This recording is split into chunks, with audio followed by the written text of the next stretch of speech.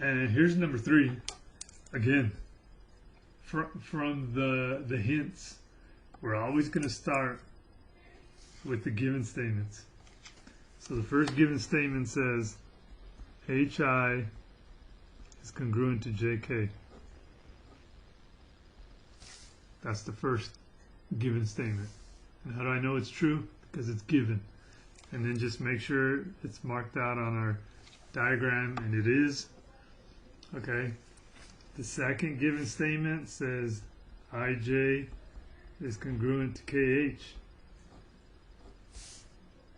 That's given.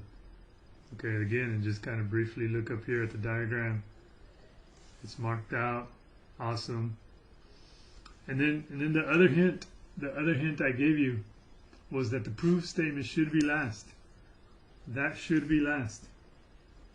Triangle HIJ is congruent to triangle JKH. And that ends up being side, side, side. And because it's side, side, side, if you look up here, that means I'm missing one side, because I have a side on this triangle, I have a side on this triangle. The other side I'm missing is this one. And from here, they give us a hint. It's the reflexive property. So it's got to be JH. Okay? And then I just look up at the triangle congruence statement to make sure they're in the same order. And see, if you look, they're not in the same order. So we hear this goes HJ, and we hear this goes JH. So when you write it down, make sure you flip-flop them. Flip-flop them. And that's referring to that side. And that's only because, see, if you look at the triangles there, they're flipped. They look like this. So they're flip-flopped, right? They're not both in the same direction. Okay. So that's the proof for number 3. Pause it if you need to pause it. I'm going to move on to number 4. So if I look at number 4 again, I should have 2 given statements. 1, 2. And let's put that in here. WX congruent to YX. Z is the midpoint of WY. Okay. And then just make sure that stuff is on our diagram. This is in the diagram. But this one is not. We have to actually put that in there. Z is the midpoint of WY. If Z is the midpoint, that means Z is cutting WY in half.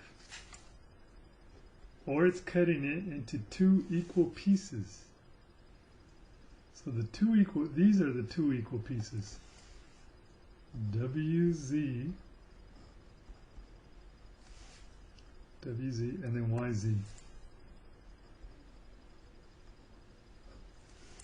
And then again, I know it goes in this order, because if you look at WZ up here, WZ, YZ. I take the first and the third letter, first and the third letter. Okay, so that's YZ. And that's the definition of midpoint. If there's a midpoint, it cuts the big segment into 2 smaller ones. Okay. And then again, look for reflexive property. If you look at the diagram, there is a shared side. Remember, I kept calling this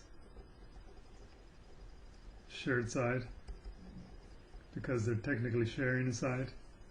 Okay, and then XZ, just look at this. See here's the XZ, here's XZ.